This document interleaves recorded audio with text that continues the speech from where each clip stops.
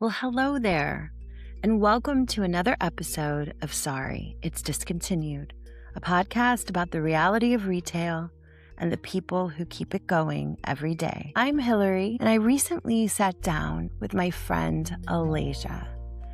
So today, I'm excited to share with you her story.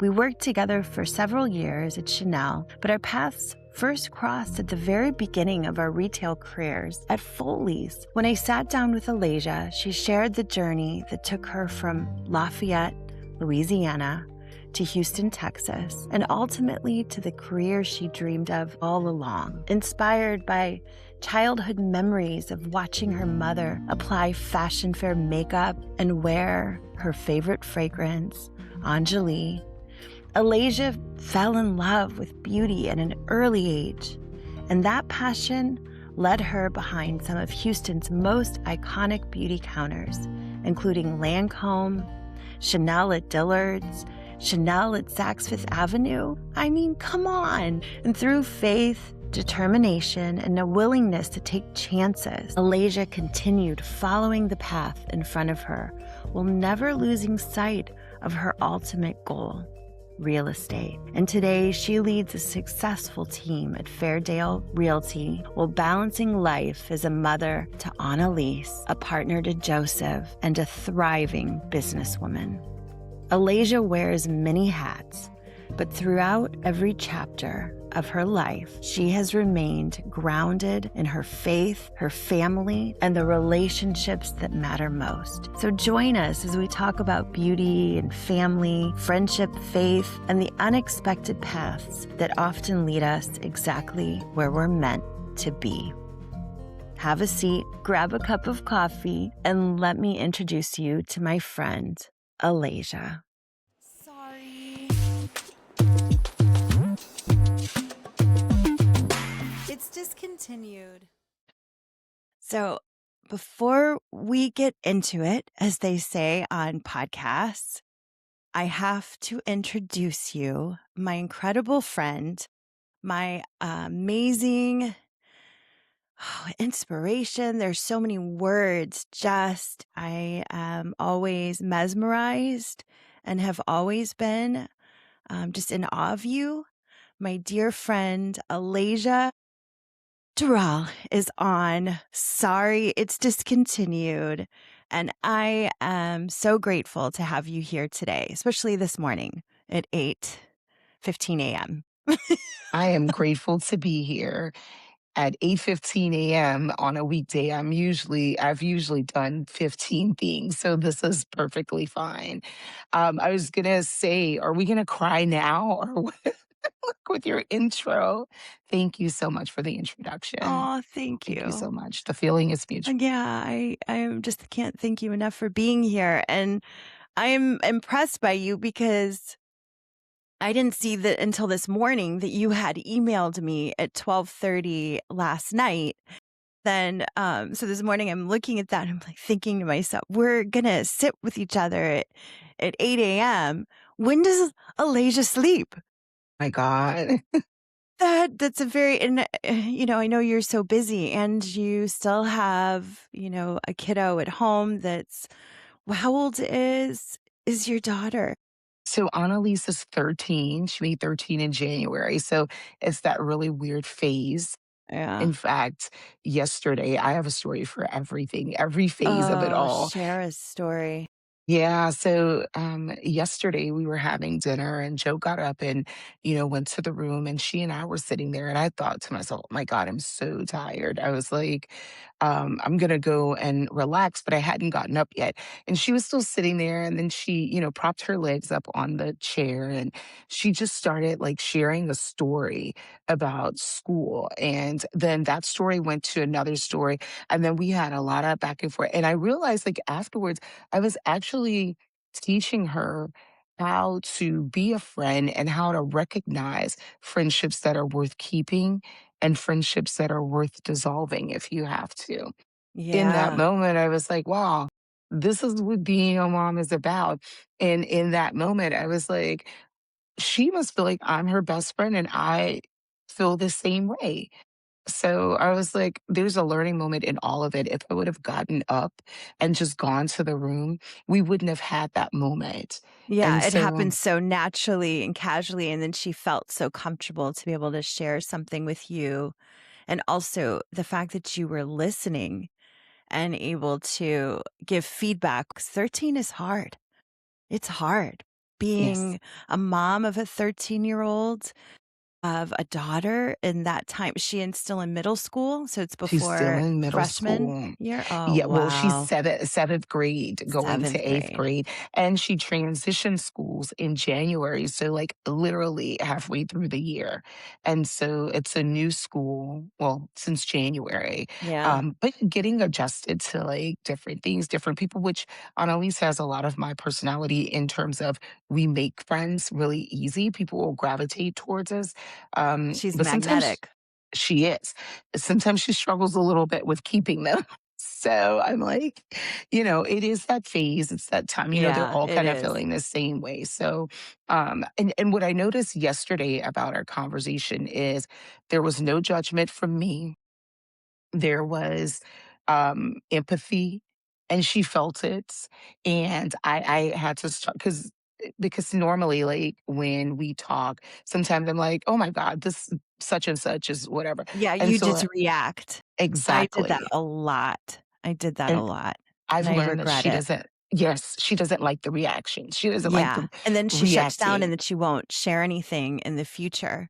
That's So, exactly right. But when she having a kept space where you feel comfortable, exactly, and so when important. she kept trying to come back, I'm like, "This kid, obviously, she wants to share with me, so I have to find a better way," you know? She wants to share. And she did, and so my approach last night was, "I know you don't like when or you may feel like I'm judging or being judgmental about such and such. However, I want you to look at what you just told me, and you tell me if you feel like that was the right thing to do." You know?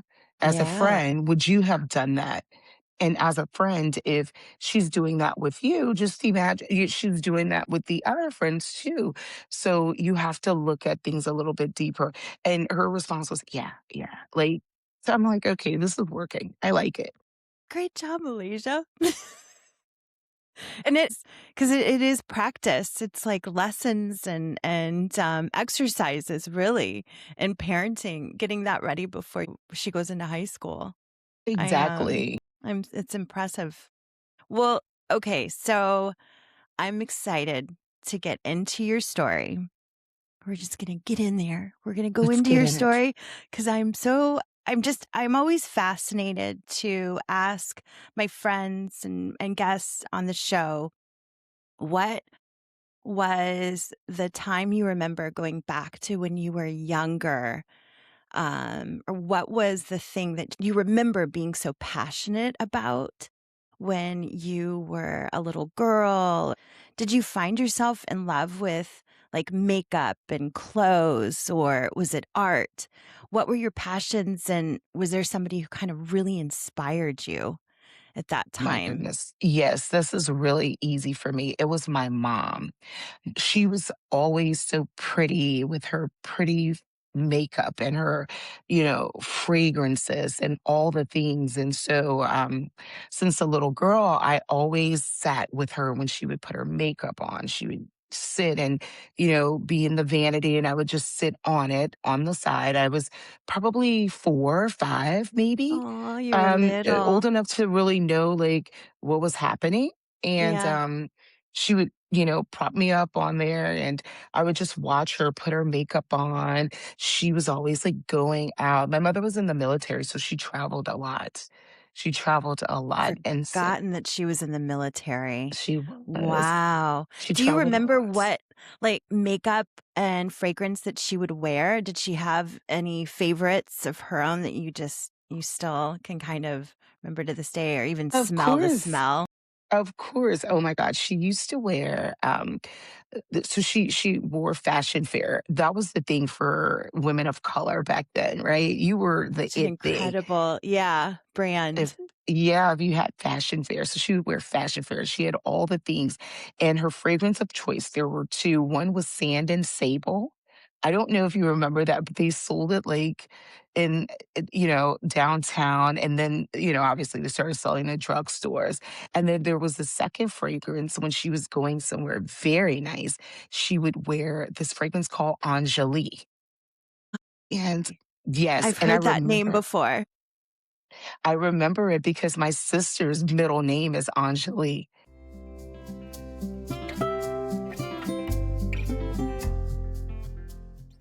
I grew up in Lafayette, Louisiana, a small town in between Baton Rouge and Lake Charles. So I'll back up a little bit. My first love for makeup and all the things, I would see my mother, and part of that was I wanted lipstick. I wanted to have what she had. And so I would tell her, kiss me. And so she would give me a kiss and I would have the lipstick on my lips. And so I always, looked in the mirror and oh my God, how pretty. Well, fast forward, my mom, she would go shopping for her fragrances and for her makeup, and she would buy the Yeah. things. And I was walking by, I was 13 or 14 years old, and we were walking in one of the boutiques downtown Lafayette. And I said, I saw these women with their hair pulled back and they had all black and their makeup was just amazing. They smelled so pretty. And the fragrance was Coco Chanel, the original Oh, Coco no way. Chanel. I fell in love with that fragrance. Like I said, I had to be 13 or 14. So this was probably like maybe 91, 1990. Oh, wow. Yeah, Yeah. so this was a long time ago. So she and I always had that connection. Well, beauty, hair, the beauty industry just was very intriguing to me. I always wanted to have or had a lipstick, Yeah. some type of blush or something. Did And she my let you wear hair. makeup at an early age? So that was the thing that we would go back and forth with. And no, absolutely not. In fact, I snuck eyeliner on and forgot to take it off, and I got in a lot of trouble. And I How old was were you? Was this in high 13. school? I was 13. 13. So she let me wear makeup when I was 15, 14 going on 15. I was able to wear makeup. Not a lot. It was very soft, very natural, Yeah. but I was able to wear lipstick and a little bit of eyeliner then. So that was the thing. And I had older cousins, so I looked up to them. They were doing their eyeliner. It was back in the day when we, didn't have sharpeners for our eyeliners. There was no automatic liner, so they would take a lighter and burn the tip of Oh, the I remember I did that. back in the Yeah. day and The burn the tip of black the eyeliner. pencil, the black eyeliner pencil. Yes, yes, Oh my yes. gosh. So, yeah, and I would watch them and I'm like, "Oh my god, this is so cool," and all the things, and so fast forward, I, went to beauty school. So, I went to cosmetology school, and I loved Cosmetology it. school. Was that in Louisiana? That was in Louisiana. That was in Louisiana. I loved everything about it. Fast forward, I finished cosmetology school, and I knew that I no longer wanted to be in a confined space. That's what being in my hometown felt like, Yeah. confined space, and there was a lot of things that were not going great. And how old were So, you at that at time? this point, I was probably about 23, 22. Did it in 22, 23. Yeah. Because by this time I had graduated from high school at 18, and I went to college. My mother got sick, so I had to, withdraw, help take care of her, and then in the midst of things, I'm like, what, 20? So I went to cosmetology school, finished that. Um, I remember I was older than 21 because I celebrated my 21 birthday at a birthday party. And I believe the year after that, I was like, yeah, I really, this is not where I see myself You started in getting the the next. itch, like I change got the needs to itch. happen. Yeah. Change needed to happen, and it needed to happen soon. And so I had asked my mom, I told her what was happening, and I told her what I wanted. So the thing about me is I've always, if there's something that I want, I will get my plan in place before I share. This is what I want to do, and I want to do it now, or this Yeah. is when I want to do it. And I had when I went to her, I went to her with a plan, and I told her Can you help me execute this? And she said, yes. And the plan was, I'd already talked to people, figured out that I wanted to come to Houston, right? It was close enough to where I could come back. My grandmothers were, both still alive. We grew up very close to our grandparents. No. And my family, is still close enough to where I can drive back and forth. And Yeah. and so she came with me. I have family here, cousins, and so we, went to look for a job, and I was like, "This is where I want to go. This is where I want to be." Again, I graduated from cosmetology school, so I thought, "Oh, okay, well, maybe I could work in a salon. Maybe I could do, Yeah. whatever." Well, I actually got a job. It was so crazy how it happened. We were about to leave, no headway on a job, and my cousin's cousin came over after work. She worked 3 minutes from his apartment, and she and I grew up together also. We were talking, and she was like, "Well, what are you doing here?" I was like, "Well, I came to look for a job." She asked me if I found anything, and I told her no, and, she was like, "Well, they're hiring at my job," and I was like, "Well, where is that?" She's like, "It's right down the street. You should call my manager." And I called the manager. The name of the company was it was a call center, and the call center picked up calls for centralized showings. Centralized Showings is a showing company that allows realtors to get access to properties. That's This was in wild. 2000. Oh my gosh. Mhm. This was in Weird. 2000. Very. So I got the interview on site. I got the job. She offered me the position. This was maybe on a Friday. I was like, "Well, I don't have anything. I need to come back." And one of the things that the manager said was that, "Oh my God, you look so pretty. You smell nice. Your makeup is so pretty, and I love your outfit." It was the first thing she told me when I walked in. Wow. So she Incredible hired me. first impression. I know, right? You're like, "I Small know." town girl, for a little small town and getting compliments there from city girl, city lady. So, we went back. My mom was like, "All right, so what do we do?" I was like, "Well, I'm gonna get my stuff." And I asked my cousin, "Can I stay with him and his wife?" And he said yes. And so I went and got my stuff. I came back and I started work that Monday. Wow.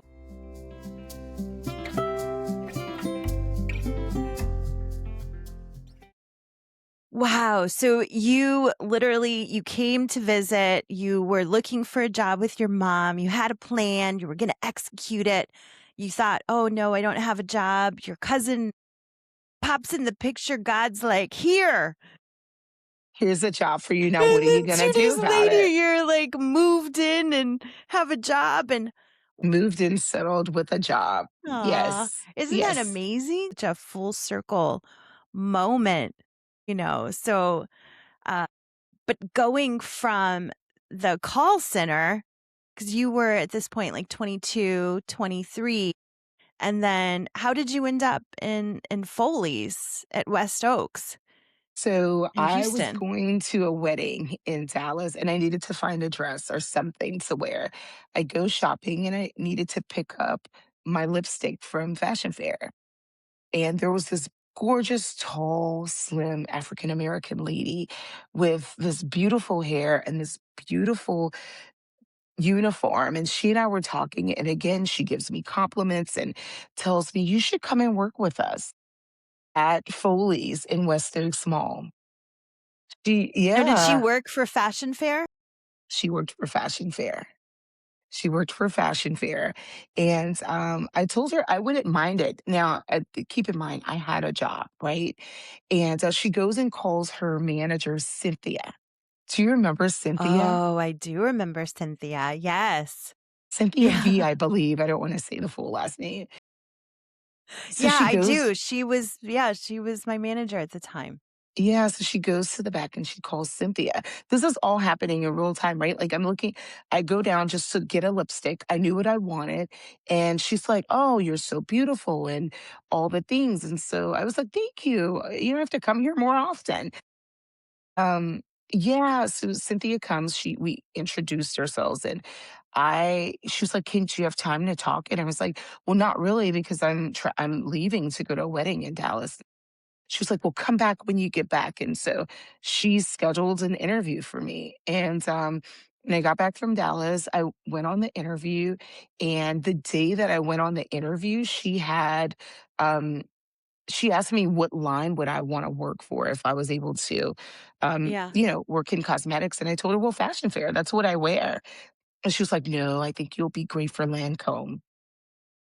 At that time, I didn't even really know what Lancôme was. I was like, "Okay," Like, all and right. so yeah, and so that same day, she introduced me to Yvette. Yvette was there, she had just come from New York, and then our executive for Lancôme at the time, she was a really tall, kinda like Amazonian looking woman with this Uh-huh. beautiful hair, Wow. Mediterranean, with these broad eyebrows and lashes and just this beautiful You were just makeup. like, yes, whatever you want, please. Yes. Exactly, exactly. They hired me on the spot again. That's And crazy. yes, they hired me on the spot, and so I gave my 2 weeks notice to the centralized showings, job, and I started working there. I had no car, so I had no idea of how I was gonna get to work when centralized showings was, like, literally 3 minutes from my apartment.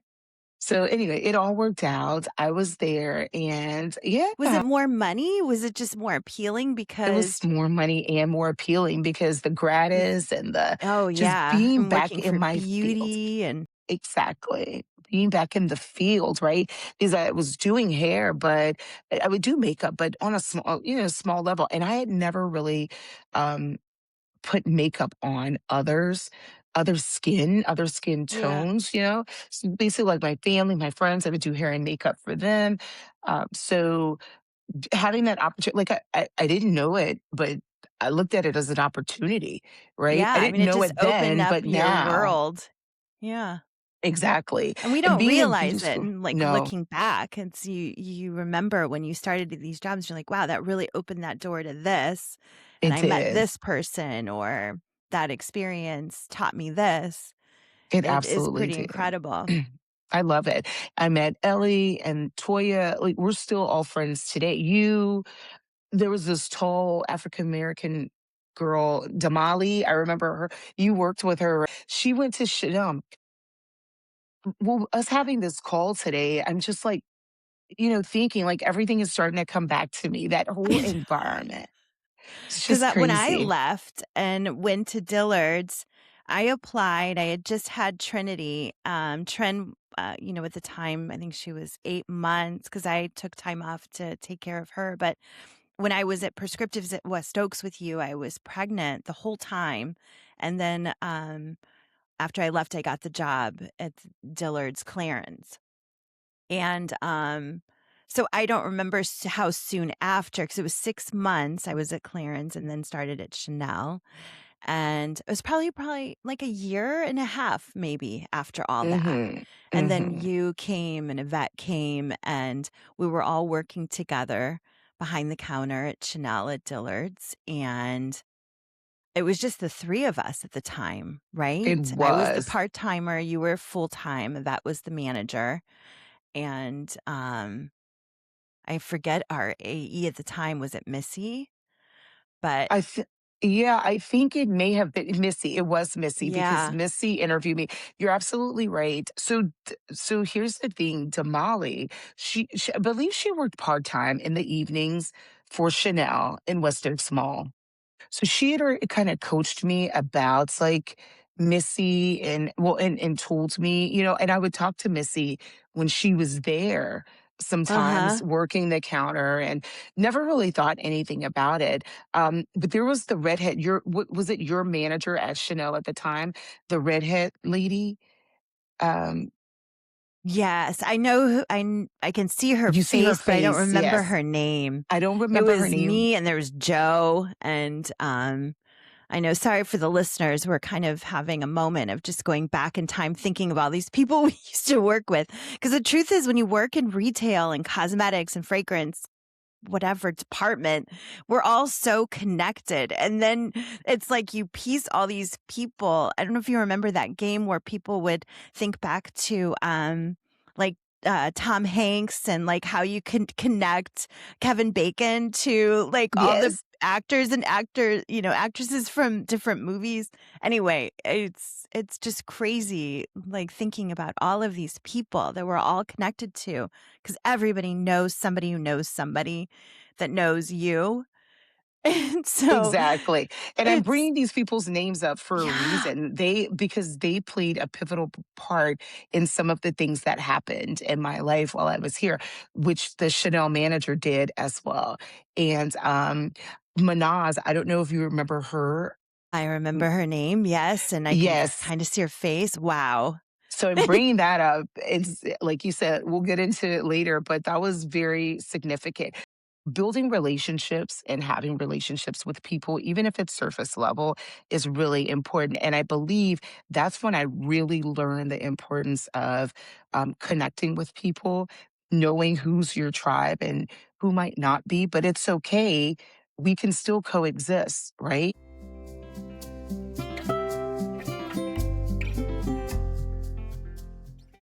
Like you said, you had already gone to Chanel Dillard Sugarland. Yvette and I were still there at Foley's. And then I remember Yvette bringing to me the opportunity to interview for the Chanel position there. And it wasn't even an interview. Missy, again, asked me a couple questions and basically hired me on the spot. Wow. So that was a blessing going there with you guys. It really was. It really changed my life. It did. Yeah, That it was, did. it was a lot of fun. I always enjoyed working with you so much. And it's true what you say about relationships and connecting with people and really just trying to see people where they're coming from and try to be as kind, as you can with each other. And there are going to be people that will be, like you said, in your tribe or not, and that's okay. But remembering those people and that does kind of come back, like, when you have that really good energy with each other that you can connect with, and, later they pop back into your life, and it's, um it's kind of amazing. I always, am so thankful for those relationships, and I know at that time too, you inspired me because you were such a hard worker and I had the kids and I was kind of in a place where I couldn't really shift things. I could have, but I chose to stay part-time. But watching you go on to Saks and Chanel and you were freelancing and just watching your journey grow and expand and how you would always really advocate for yourself. I just admired that.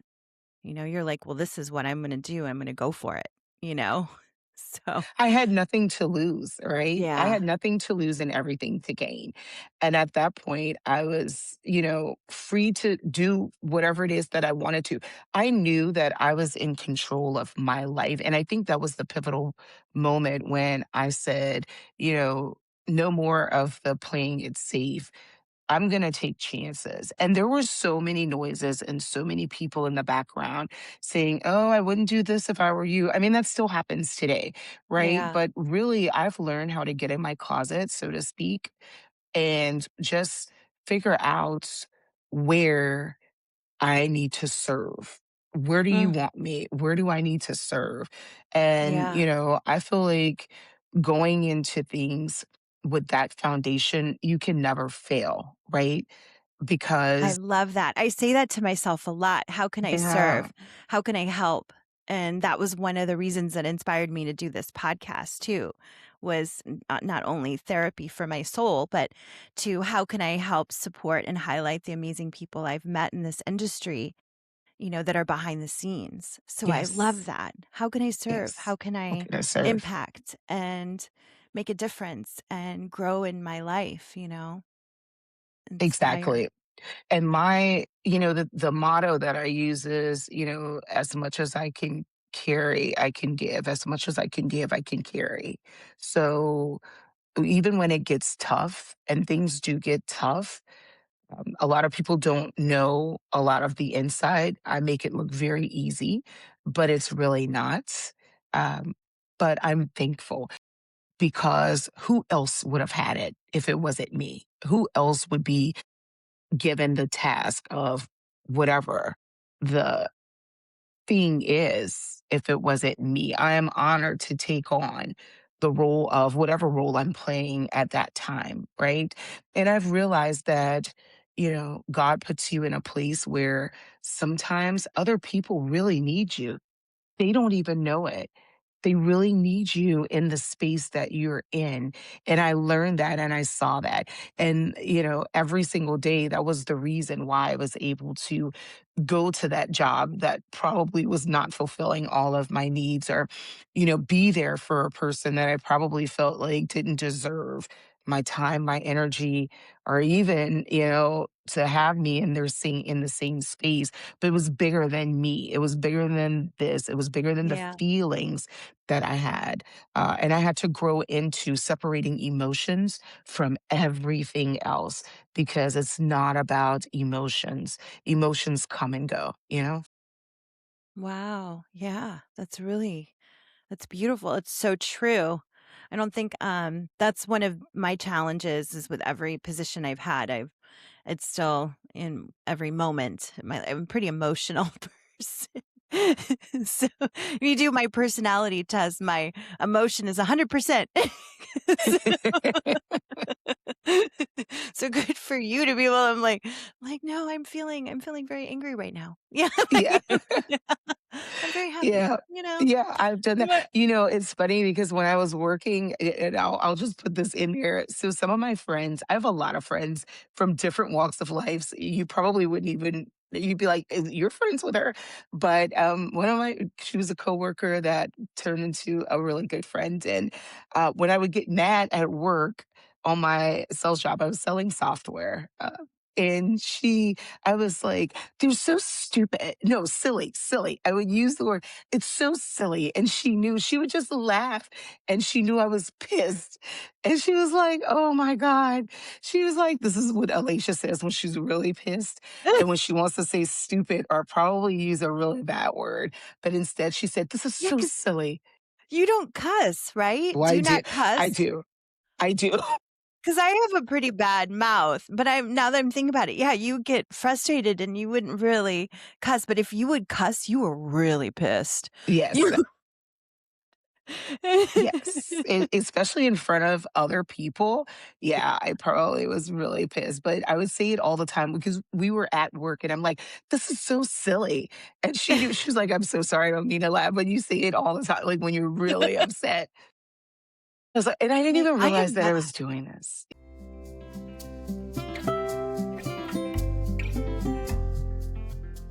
Okay, so you have gone from working behind the counter and being an you still are a makeup artist, hairstylist, and then you were selling software and that was a big part of your life and growing and expanding and then freelancing for makeup brands, just really being open to trying different things because all the while, and I still remember you saying it when we worked together, was I really like real estate. I love the idea of being an agent and selling houses. Like, what do you think? And oh, I could just see myself. And now, like where you are in these years in this journey, it has taken to you with incredible hard work that you've put in to where you are now. So, where do you like when you look back at your journey? What was the moment that you were like, I'm going to do this and I'm going to go for my license? Like, this is the Yes. time. So I've always had a love for real estate, and honestly, when you brought that up, it just popped back in my head. When I was in high school, I told my mom, I was like, I think I want to do real estate. She was like, well, you should probably go to school. And see, so I had brought it up before. And Yeah. then fast forward, life happens and you do all these things. And like you said, with the freelancing and all these things, I end up at so this job. So Manaz actually introduced when I was at Saks. She had left and she had gotten her degree and left and was working in marketing, I believe, for a software company. And so she ended up getting me on at the software company. I Like, this is where did this even remember. come from? You know? I know. Yeah. Like, why I'm am I? remembering you telling me about it, and, like, I have this opportunity, Minaz hooked me up with this person. I'm hearing it, like, replay back in my that I remember it happening, Yes. basically. And I was just like, really, she would come to visit me on her breaks. Actually, she would come to use her makeup, right? On her Yeah. lunch breaks. And I'm like, don't you have to get back to work? Like, you're playing in makeup for like, she was like, yeah, but nobody's there. Like, they don't really care. She was like, oh my God, they need a nutrition salesperson. I'm like, she was like, you'd be totally great for the job. Oh, Alaysha, you have to come interview. And I'm like, girl, I do not want to do this. Like, I Like, like where I am. But at the going time, I back was to completely. relationship, like, Exactly. having That's that why I brought it relationship up. and somebody who knows you and knows your kindness, and they're like, "Here, this is Exactly. opportunity." I'm like, Exactly. "Okay." She knew I was complaining about, like, my hours, like, not having, like, a Monday through Friday, working on the Retail weekends, is and hard. it's Retail very warriors. hard, and I don't even know Yeah. how I did it all those years. I But don't know how I anyway, did it. I know, right? So fast forward, she arranged an interview with her boss.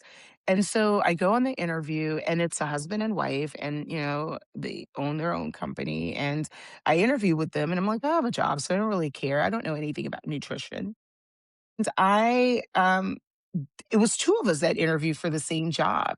And the wife comes back in. She was like, I don't know what you told my husband. She said, but he likes you. And these are like Indian people. So I'd never had like a connection with, or anything. It wasn't Yeah. anything. It was Um, just it opened up another world of connecting with 2 people that were starting a business. They saw your skills, and you're yeah, like, she "Let's said, just go for it." You went yeah. for it. Well, she said, we weren't going to hire two people initially, but he really wants you here. And so they hired a person that had nutrition background. She just graduated from college. It was a dietitian, and me, a salesperson. And so it was a really hard transition. I am not even gonna lie. I remember some things, and I'm like, oh my god. And one of the girls had made me feel so little because of something that we had to do is on our nutrition fact label. Hillary, I'm over 200 pounds. I don't even know. Like, I couldn't remember when was the last time I looked at a nutrition fact label. I didn't really care. Not that it have to do with weight or anything, but I'm just No, saying, but like, you don't know until you know, and then for somebody to oh, well, I hate that, like, somebody to I don't know well, if she was shaming you or what, like, you just know what I told her? So it was so funny because, that's like, annoying. everyone was so nice. And you said it earlier. I always advocated for myself, right? Yeah, So I told her, I said, well, would you know how to choose a foundation shade?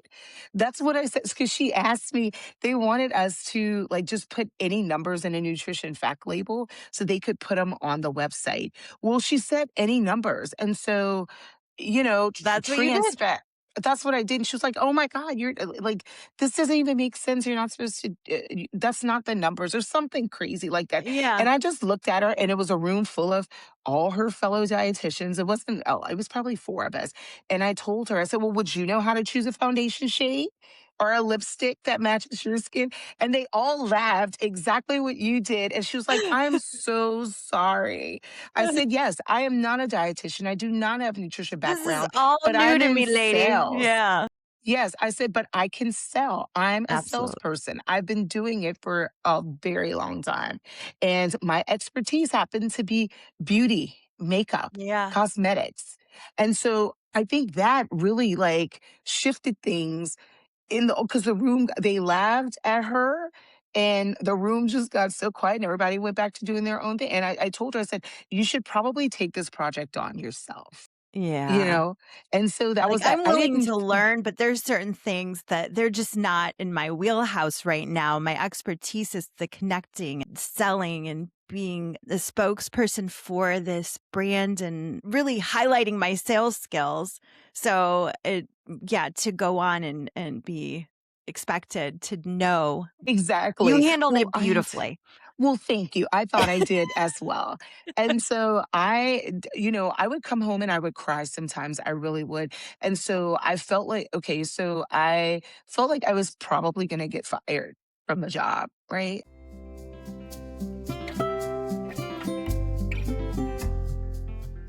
I really want to get into how it led you to your real estate because you learned so much.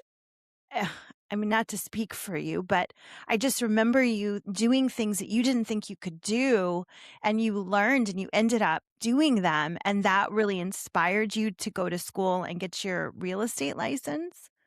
Like, Yeah, pretty much. So doing that job, it was very hard. I ended up staying on the job, proving myself. I got a promotion fast forward, right? And I yeah. became the director of operations. So I basically was running their company and they relocated. Yeah, I know, right? They relocated. I was able to work remotely. It was a perfect world. My income increased probably 3 times what I was making. I did that for about 4 years. I stayed on that job for 9 years, Oh, and I, freelanced when I could on the weekends, really, and, fast forward, I just felt like I had hit a ceiling, right? And so I was like, "God, there has to be something more meaningful, something that you're calling me to do," and my phone was a distraction, so Joe and I were carpooling one day, and I was dropping him to work, and I had forgotten my phone, and so I had had a really hard day, and I was praying and, a hard week, actually, and driving and I saw this school, real estate school sign. And I was like, I remember the passion that I had for that, the love that I had for that. Maybe I should explore. And I called when I got back to my phone, back in the office, back to the phone. And I called and I, asked about what do I need to do this? I got all the information, signed up, did the classes, finally finished. It took me forever to finish because I had a full time job. And when I finally took my test, passed my test, and got my license, I'd already interviewed with a couple of real estate agencies or brokerages and had decided which one I was going to go to. And that I was working still my full time job from home and there was a fork in the road where I had to make a decision on mhm. if I'm going to keep this job or if I am going to just take the leap and do my real estate. And this was in 2018 when I got my license. And And so Annalise was a little one. she was very little. Yes, she was little. Joe had, gone back to work because he took care of Annalise for the first 2 years. Yeah. So he had gone back to work, and I had to make a decision either stay here with this company where it's guaranteed, and I was contract there. So really, it's not guaranteed, right? Yeah. Or take a leap of faith and jump into this real estate thing. And the two worlds collided, and I was like, I can no longer do this. I have to jump out on faith and just believe. And I did, and, Do you remember that for moment? Do you remember how it felt? it felt good. It felt good in the moment. As a matter of fact, Annalise, I would pick her up from school, and I had clients all over the place. So I would, with my nutrition job, my sales job, and I would Yeah. tell her, stay here because mommy's still at work. And I would close the door so I can finish my calls and all the things. And it was a Friday afternoon, and I met with my bosses, and it did not go well. And I said, I can't do this anymore. And they were like, you can't do what? And I said, this. Yeah, so we severed the relationship, and we were like, "Yeah, this is not gonna work." And so Annalise, I went to her and I said, "Do you wanna go to the park and do you wanna get ice cream?" And she was like, "But it's not the time that you usually and this kid is like 3, So smart. 4 3 or 4? She's like, "It's not the time that you usually get off." And I was like, "It's Yeah. okay. It's your time." And yeah, we left. We went and had ice cream. We enjoyed ourselves. I called Joe and I told him I quit my job and, I'm going to do my real estate full time. And that's where, life happened. Yeah. Wow. It just Yeah. expanded the sense of relief and, of course, fear, but a Fear. healthy fear. Like, it's okay. It's going to be okay. it I can do was fear. this. It was a Yeah. lot of fear. It was a lot of fear, and at that time, I actually was juggling both, right? Because I was a dual career agent is what they called us, and so I Wow. was doing my job during the day, and then, like, in the evenings, I would go to, like, coaching, right, for real estate, and, Wow, I didn't yeah, and know on my that lunch either. breaks yeah, And you were still working as freelance. freelance and doing makeup too. You were Yes. like, you had clients and you would go and do makeup at their house, and Yes, you were I did. so busy.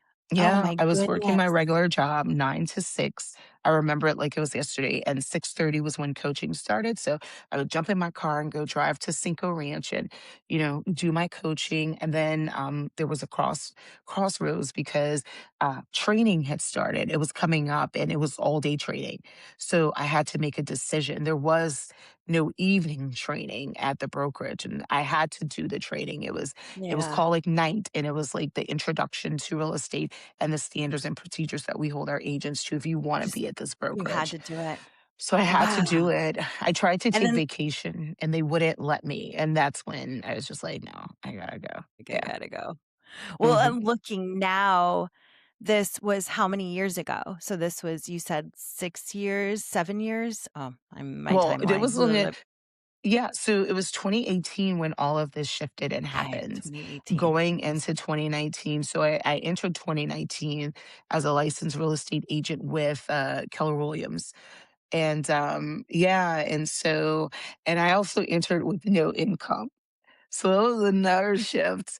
But I was making a decent amount of money. So I had saved a lot of my habits that, I would shop and do all the things, but I had stopped doing a lot of those things You've and I was always saving. been really good about money and saving and Yeah. keeping a nest egg, and emergency fund, and you just I remember that. That was something you were always really good at.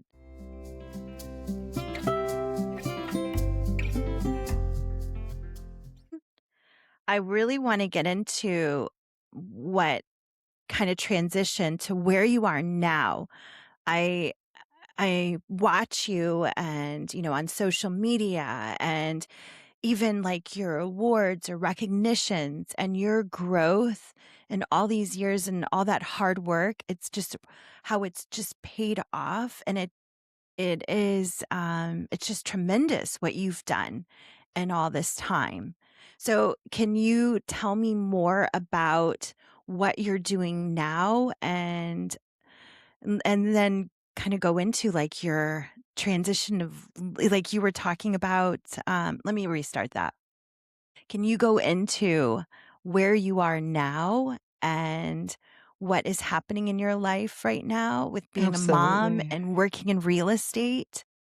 Absolutely. So today, as I stand here or sit here, I am the president of Fairdale Realty, team leader of Fairdale Realty. I basically run a team of real estate agents, and it is the most rewarding thing that I could do.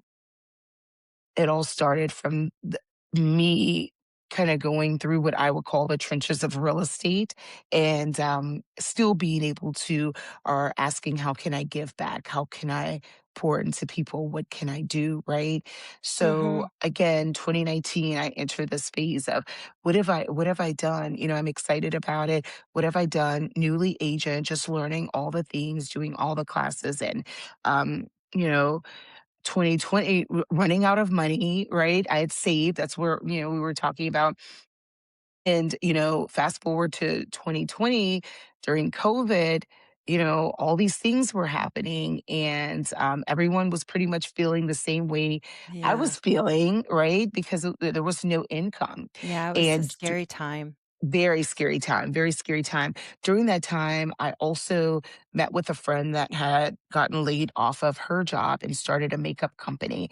And I ended up connecting with her and doing some freelance work there. But I was still doing my real estate, and there was things were happening, but nothing was turning over, right? Income wise, nothing was really turning over and making a difference. And so I decided that, I mean, what time better than now because to make a change because everyone else, like life has changed for all of us during Yeah. COVID. So remember, it was probably April going into May of 2020. And I was working on a lease, and it was Joe's cousin. And she had called me. Actually, my coach, Tammy, had given me a client, a referral for a lease. It was one of her sister's really good friends, and she could have kept that or given it to someone else, but she gave it to me. And I worked that transaction like, my God, my life depended on it. And we needed that. We had to pay Yeah. our mortgage, we had to pay a car note. I was like, I need this. I need it. And so I met the broker on the other side of the transaction. And my God, we went back and forth, and it was just a struggle to get these clients in this property. But I said I was going to do everything it took, and I did. I did everything that it took. I fought for those people. I went back and forth. I advocated for them. Really, we need to pay our mortgage. So I was like, we got to get this You money. advocated for them and for your family and yourself. Exactly, exactly. So, oh my God, I fought so hard on that transaction. And he calls me back. So I got the deal done. The clients moved in. They were so happy because they really wanted that house.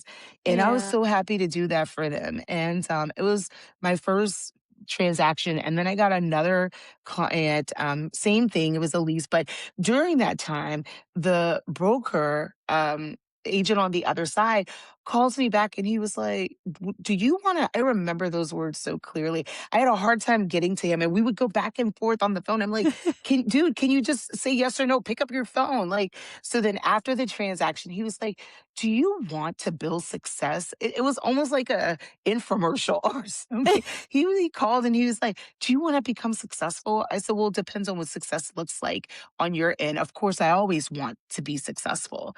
And Yeah. he said, We should meet. And so we met. I met with him, and it was a casual meeting in his office. And he was like, I think you'd be really good for my brokerage. Little did I know that that meeting in end of April, going into May, would turn into 5 years, well, 6 years this year of just, I can't even Partnership explain. building, growing, expansion, I can't just even, oh my God. I am so, oh, so Lasia. grateful. I am so grateful for the opportunity. I am so grateful that I said yes. I am so grateful that I took the Yeah. leap. There's a thing, and people see it and they think, oh, they probably had help and did all these things where they talk about jump, just jump. There is nothing to lose, just jump. And that's what I did. There were so many people, so many things, so many circumstances where So many it looked like, hurdles. yes, that this should not be the decision that I made, and I made it anyway. I met with my team leader at the time, and it was COVID, so there were very little people in the office when we met. And she's like, if you stay, we can pay for, more intense coaching and get all these things. But I had to go back to a simple rule in cosmetics. And it was that in any sales job, we reassess every day, every week, every month, every quarter. And if we're not hitting our goals, our regular goals, our stretch goals, we need to pivot, and we have to do it fast. Something will happen. And I thought about that in that moment. I had been doing real estate all in, doing all the things, and nothing was happening. And so I had to tell myself, well, as my leader, like I remember in the beauty industry, when you're assessing, and you see things are not happening, we have to pivot. And you didn't do that. We didn't do that. So if you saw it, that I was in the low percent of salespeople, and I wasn't the Yeah. only one, no one said anything. Like you said earlier, in the trenches, really. Yes, yes. Yeah. And so that's again, that was me telling myself, you have nothing to lose because you're Yeah. advocating for yourself. This is the And I went moment. on. This is the moment. If you're going to do it now. I kid you not. Went to the brokerage. I did the training. I think it was 3 days of training. And immediately I had gotten a buyer lead and did a consultation with her. 35 days later, 45 days later, because we were during COVID, and every property, every house was gone, gone. You had to really fight. And Yeah. that was my first closing. About 45 Wow. days later, my first closing. It was amazing. It was amazing. I Is that felt moment of you it was felt, relief, Hillary. oh, Relief. And I liked the feeling. And I said, if I could do this once, I could do it multiple times. And that's what I tell myself the whole journey. If I've done this before, I could do it again. And I yeah. have had so many crazy situations in real estate. You would not believe every single thing that you can imagine.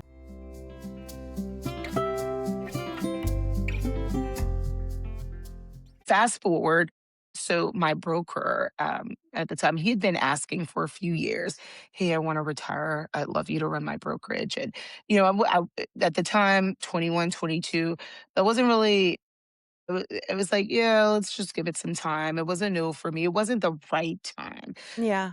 Elise was still young. I needed to be there for her. Joe and I, we parent intentionally. And so it is really important to us to give it all we have. And so even when sometimes you might not feel the ROI on it, right? Or get it. But I was just Return on into, investment. I had to yes, think about that. I was exactly. like, oh my gosh. Yes. So, again, fast forward on Elisa's, in middle school and doing her thing. And I was like, you know what? This is the right time. Like things are shifting. And, like I said, as we sit here today, I run a successful real estate team. And I'm so grateful. I'm so honored to be able to be there for agents, to be able to share my experiences, Well, and they're be able so to lucky to have you. I mean, thank what a you for that. tremendous leader and human you are, Thank you. So, Thank you.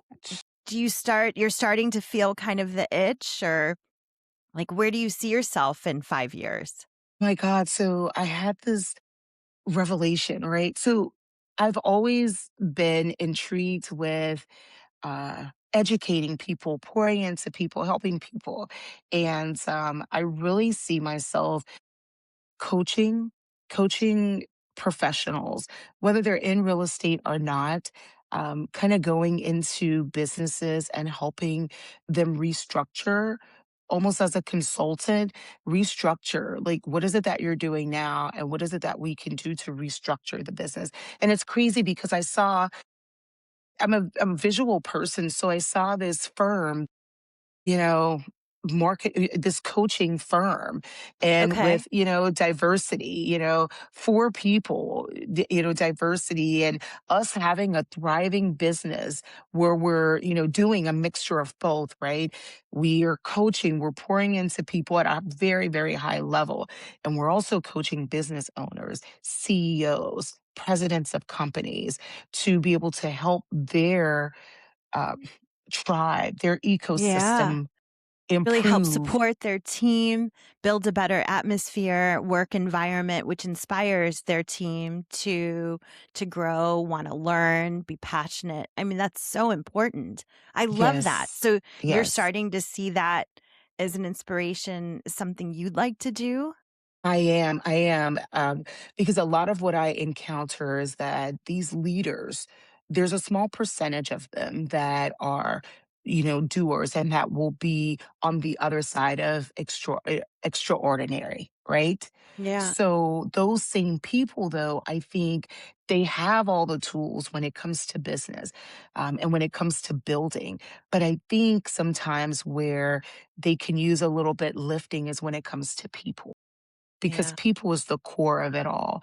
And so I I want to be able say it to all the provide that. time.